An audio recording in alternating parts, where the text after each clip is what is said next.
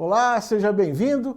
Agora ao segundo bloco do mesmo tema ali, né, que é o nosso CEPTED lá, que é uma teoria aqui da prevenção de crimes a partir do design aqui do ambiente, aqui da localização, a forma com que aquele layout é desenhado e como as pessoas se sentem ali protegidas em relação a isso. Então vamos lá. Um outro princípio que nós utilizamos é o do reforço territorial. O projeto físico aqui pode criar ou estender uma esfera de influência territorial, né? Então os usuários, eles desenvolvem um senso de controle do território ali, enquanto os potenciais infratores ali, percebendo esse controle, eles são desencorajados, né? Porque ele olha e vê que ali é mais difícil de atuar, porque ele já está ultrapassando um determinado limite. Então, promovido por recursos que definem limites territoriais de propriedade e distinguem o espaço privado de espaços públicos, né? Usando paisagismo, que pode ser tem alguns tipos de plantas ali utilizadas inclusive na defesa, né? A paginação do piso, né? Diferenciação de cores e tudo mais, tratamento de entradas e cercas de perímetros, por exemplo, que também são uma outra forma. Isso tudo reforça o seu território e isso dificulta a ação do meliante. Um outro princípio aqui que é o controle do acesso natural, que é um desenho dirigido principalmente para a diminuição da oportunidade de crime. Então, ele nega o acesso aos alvos e cria aqui nos possíveis infratores uma percepção de risco, porque ele vê que aquele tipo de controle existente traz para ele um risco de ser pego, né? Ou de ser visto ali. Então, conseguido através da concepção de ruas, calçadas, recuos, construção de entradas e acessos, a integração da vizinhança, que isso é fundamental, eu já falei desde o início sobre isso, entre outras coisas. Então, para indicar claramente as rotas públicas e desencorajar o acesso indevido a áreas privadas, com elementos estruturais, componentes desse ambiente. A ideia é que você dificulte essa ação e que crie no marginal aquela percepção de risco para ele, quando ele ultrapassa esses limites. Vamos mostrar alguns exemplos disso. Aqui, um desenho aqui, ó, do reforço territorial, né, que está mostrando justamente as formas que você tem aqui, as divisões aqui existentes, ó, entre um espaço e outro, né? Dentro de cada um desses segmentos que a gente está mostrando aqui, né? É só delimitando ali, ainda que seja só no espaço, no chão ali, né? No terreno, mas aqui você vê o quê? Um ambiente onde as pessoas têm visibilidade, né? De um lado para outro aqui, as plantas aqui desse lado que estão ali no jardim são baixas assim, e as árvores com a copa que é formada ali pelas folhas e tal, lá em cima, onde dá visão aqui para ele poder enxergar todo mundo que está utilizando aquele meio ali, né? Vamos ver uma outra imagem aqui, ó, onde tem as linhas de propriedades aqui, ó, definidas aqui, e as definições aqui claras aqui, né? Entre o espaço que é público, semi-privado e o privado. Então você tem um espaço público aqui, uma área aqui que a gente pode considerar semi-privada, olha. Aqui, a partir dessa grade, a área privada. Um detalhe importante que é utilizado nesta metodologia aqui, é que o uso de grades aqui é mais importante do que o uso de muros. O muro, ele fecha a visão. Então a dificuldade do marginal é transpor o muro. A partir do momento que ele consegue transpor esse muro, acabou as suas preocupações. Porque aí ele está isolado ali dentro e as pessoas, vizinhos e as pessoas que passam pela rua, não conseguem identificar, não conseguem ver o que está acontecendo lá dentro. Então a ideia é que use grades que você dificulta esse acesso e mesmo que ele consiga esse acesso, ele não fique tranquilo ali dentro, porque ele pode estar sendo observado por um vizinho qualquer, ou uma pessoa que está passando na rua ali, ou até uma viatura da polícia identificando o marginal. Então, a ideia é que você tenha esse tipo de visão. Vamos mostrar uma outra imagem aqui. Aqui também, áreas bem demarcadas, e se vocês observarem, o que nós temos aqui?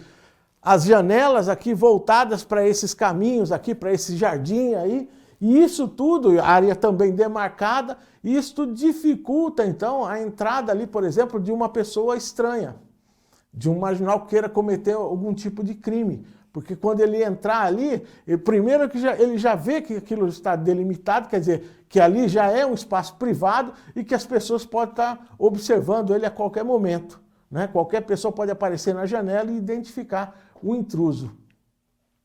Vamos ver uma outra imagem aqui também. Vocês veem aqui, as 3 imagens aqui, e nas 3 você percebe a mesma coisa. Primeiro, a claridade da ideia, né? Inclusive o desenho aqui, as pinturas e tudo mais, demarcando os espaços, né? Com pisos diferenciados e tudo mais. A facilidade de visualização entre umas pessoas e outras, no caso das janelas aqui que observam para a área comum ali. Isso aí dificulta, então, a ação do marginal. Tudo isso aí dificulta a ação do criminoso.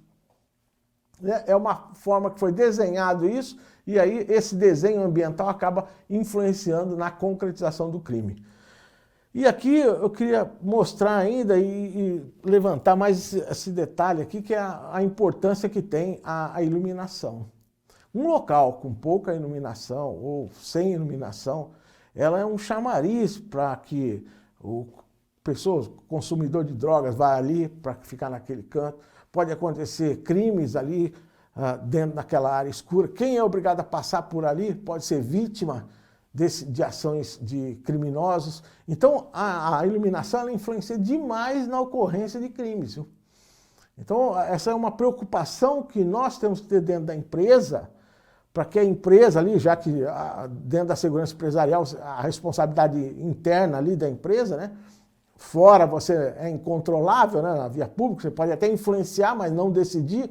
Agora, dentro da empresa, a empresa pode decidir em relação à iluminação, as condições de ambiente e tudo mais, que facilitam, então, a visualização, a vigilância natural, né? Para todo mundo ali. Muito bem, vamos lá. Que nós temos a aplicação, como que isso pode ser aplicado aqui na segurança privada, né? A aplicação dessa ferramenta é um complemento às demais ferramentas utilizadas, quer dizer, não é apenas é só ela que vai dar certo. Você pode juntar com outras ferramentas aí, com outros conceitos também. Então, ela busca aqui expor o agente à vista dos demais.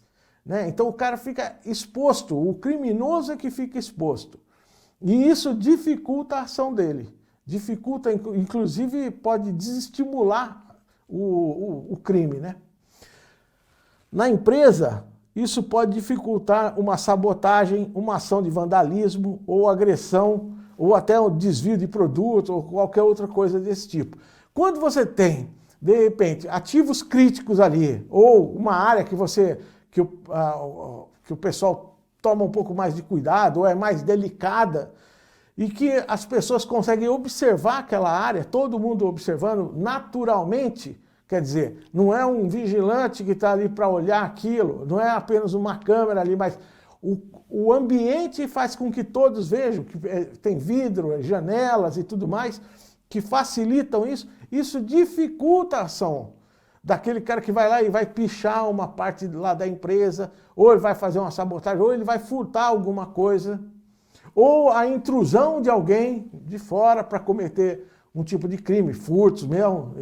Então, essa área mostrando dessa forma, né, sendo exposta ali para uma vigilância natural, ela dificulta essa ação do marginal.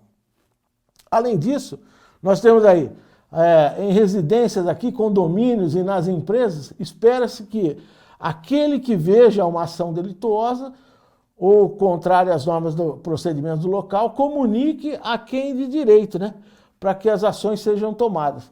Essa é a ideia daquilo que eu havia dito no início. Mesmo na área pública, na segurança pública, ela precisa, para ter um resultado eficaz, ela precisa que as pessoas participem, que o vizinho participe, que a pessoa que mora ali naquela região participe disso.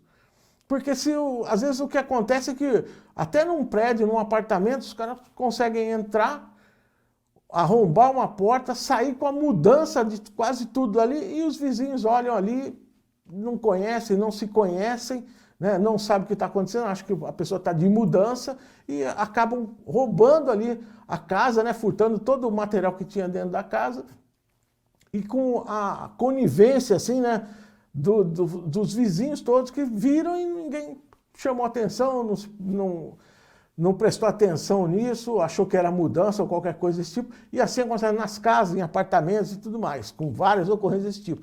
A ideia é que com isso daqui você crie uma comunidade ali, solidária, né, que possa apoiar os demais e no caso de uma identificação suspeita ali, possa agir.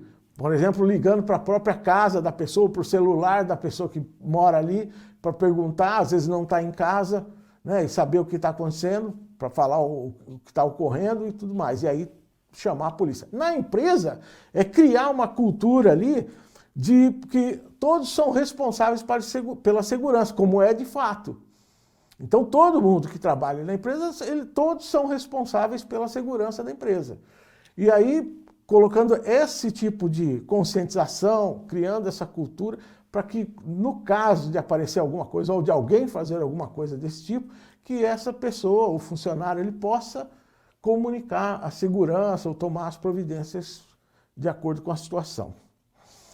É importante aqui desenvolver essa consciência das pessoas e na empresa pode ser feito através do trabalho de endomarketing, que é o marketing interno, né? Que é a equipe, por exemplo, de segurança começar a desenvolver juntamente com o RH da empresa, o setor de comunicação da empresa ou de marketing da empresa, fazer campanhas ali que possam criar essa conscientização, essa cultura de segurança. Então, fazer um trabalho de endomarketing com relação ao trabalho da segurança, ou a importância da segurança para todos ali dentro, e com isso mudar para um outro patamar em relação a essa conscientização das pessoas voltadas aí para a segurança.